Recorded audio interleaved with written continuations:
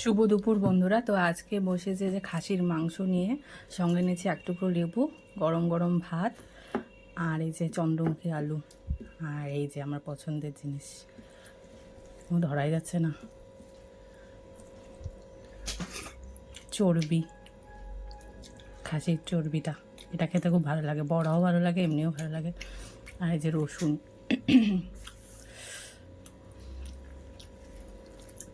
গরম